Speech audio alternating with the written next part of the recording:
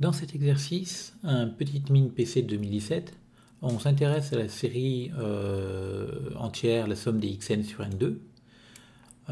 Donc d'abord son rayon de convergence, puis ensuite on nous demande de prouver que pour tout x dans moins 1, la somme des xn sur n2 est égale à moins une intégrale. Donc en gros ici on veut écrire ça sous la forme d'une intégrale, et probablement que le xn sur n2, il faudra le voir comme une intégrale de quelque chose, et après faire de l'interversion série intégrale. Ou l'inverse d'ailleurs, faire apparaître ça comme la somme, comme une série, et intervertir série intégrale pour tomber la somme d'xn sur n2.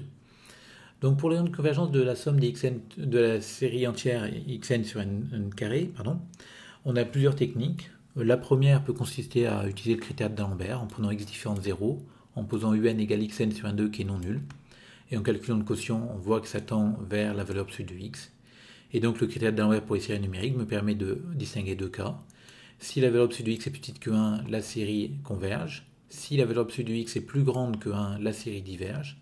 Et donc on obtient comme ça que le rayon de convergence est égal à 1. L'autre manière de faire les choses, c'est de se dire qu'on sait que le rayon de convergence est inchangé quand on multiplie par n. Donc cette série entière a le même rayon de convergence que la série des xn sur n. Je peux encore multiplier par n. Ça a donc le même rayon de convergence que la série des xn. Et on sait que cette série-là a pour rayon de convergence 1. C'est la série de base, entre guillemets. Donc voilà, il y a différentes manières de répondre, donc en tout cas le rayon de convergence est 1. Maintenant, pour démontrer cette égalité-là, déjà on sent que le 1 moins x qui est là ne nous arrange pas trop. On aurait bien aimé avoir du x pour faire apparaître naturellement du xn. Donc ce qu'on va faire, c'est qu'on va commencer par faire un changement de variable en posant u égale 1 moins t, c'est-à-dire t égale 1 moins u, pour se ramener justement à des bornes plus intéressantes. Donc on obtient par ce changement de variable qui est affine, donc en fait il est C1 strictement décroissant, il réalise une bijection. On obtient que cette intégrale-là aura la même nature que l'intégrale post-changement de variable, c'est-à-dire l'intégrale de 0 à x de ln de 1 moins u sur u du. Et en cas de convergence, on sait qu'elles sont égales. Donc on continue un petit peu, on va s'intéresser maintenant à cette intégrale-là. Donc elle est impropre en 0. Et en 0, on a un équivalent de ln de 1 moins u sur u en moins u sur u. Donc ça tend vers moins 1. Donc la fonction intérieure de cette intégrale-là est prolongeable par continuité en 0. Et du coup, elle sera intégrable sur l'intervalle 0x. Donc comme cette intégrale, du coup cette intégrale va converger. Et comme elles ont la même nature, l'intégrale ici converge aussi. Bon, alors maintenant le problème revient à prouver que ma somme de xn sur n2 est égale à l'intégrale de moins ln de 1 moins t sur t dt. Pour prouver ça, il va falloir regarder un petit peu mieux ce qu'on a à l'intérieur de l'intégrale. Alors remarquez d'ailleurs au passage que ici on va utiliser deux théorèmes qui vont nous permettre de conclure.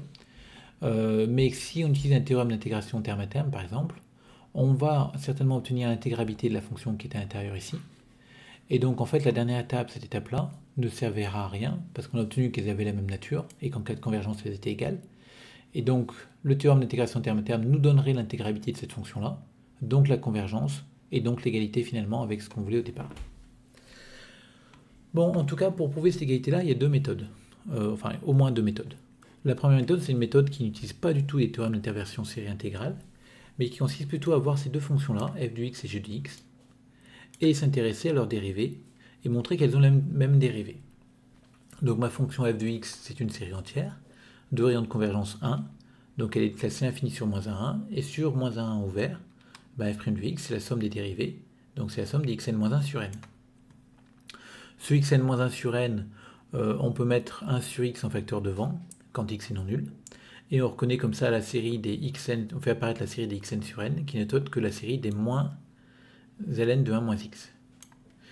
Donc on obtient comme ça que si x appartient à moins 1 est différent de 0, alors f' de x c'est moins ln de 1 moins x sur x, parce qu'on a mis 1 sur x en facteur devant. Et si x égale 0, cette série-là, pour x égale 0, ça fera 1, le premier terme pour n égale 1. Donc ma dérivée de f, c'est cette fonction-là. Maintenant, je vais m'intéresser à la dérivée de g. Donc pour ça, je vais poser la fonction, je la vois g comme, alors vérifier, mais la primitive de cette fonction-là. Le problème étant que cette fonction-là n'est pas définie en 0. Donc ici, c'est pas tout à fait une primitive. Il aurait fallu que 0 soit dans le bon intervalle. enfin que cette borne-là soit dans le bon intervalle plutôt. Donc on va étudier cette fonction-là. J'appelle phi, donc elle est continue sur moins 1, 1 et sur 0, 1, pas de problème. Et en 0, phi de t va tendre vers 1. Donc phi est prolongeable par continuité en 0 en posant phi de 0 égale 1. Et si je la prolonge ainsi, phi continue sur intervalle moins 1, 1, 0 est dans moins 1, 1, et je peux voir g comme une primitive de phi sur intervalle moins 1, 1. Pas cette fois-ci, 0 est dans le bon intervalle. Donc vous voyez la subtilité, on a prolongé la fonction qui était à l'intérieur, donc la fonction que j'ai appelée phi, ici, on l'a prolongée en 0, et comme ça, cette écriture-là me donne bien l'écriture d'une primitive de la fonction phi. Et donc sur moins 1, 1, j'ai mon g' qui est une primitive de phi, mon g qui est une primitive de phi, donc g' est égal à phi, et phi c'est égal à f'. Donc sur intervalle moins 1, 1, ces deux fonctions f et g ont la même dérivée, donc elles sont égales à une constante près. Et pour trouver cette constante-là, on va appliquer en 0. F de 0, c'est 0. G de 0, c'est 0 aussi. Et donc on a A égale 0. Et donc F égale G sur moins 1. Donc on a obtenu égalité comme ça, vous voyez, avec des considérations complètement différentes des considérations qu'on prend habituellement. Mais ça marche bien aussi. Alors la deuxième méthode, c'est une méthode qui est un peu plus classique et encore. Donc on s'intéresse à cette fonction-là. Donc le but c'est de faire apparaître une série à l'intérieur de l'intégrale. Donc pour ça on utilise le développement en série entière de ln de 1 moins t. Et j'écris finalement que l'intégrale de 0 à x, c'est l'intégrale de 0 à x de ma série, la somme de la série des tn-1 sur n. Alors j'ai le droit de l'écrire comme ça, parce que pour tout t dans l'intervalle 0x, t appartient à moins 1, 1, et donc j'ai cette égalité-là, je ne fais que remplacer. Alors maintenant, qu'est-ce que je vais faire? Je pourrais vouloir appliquer un théorème d'intégration terme à terme, en posant fn égale cette fonction-là. Je pourrais vouloir faire de la convergence uniforme sur intervalle 0x de cette série de fonctions. Enfin, il y a plein de possibilités. Elles marcheraient toutes d'ailleurs, mais la meilleure possibilité, c'est certainement de voir que cette série ici, cette série de fonctions, c'est aussi une série entière. Et c'est une série entière de rayon de convergence 1. Et comme on se place sur 0x avec x dans l'intervalle moins 1, 1, sur le segment 0x, tout le segment 0x est inclus dans moins 1, 1 ouvert, donc on est à l'intérieur du disque de convergence, et je sais primitiver une série entière.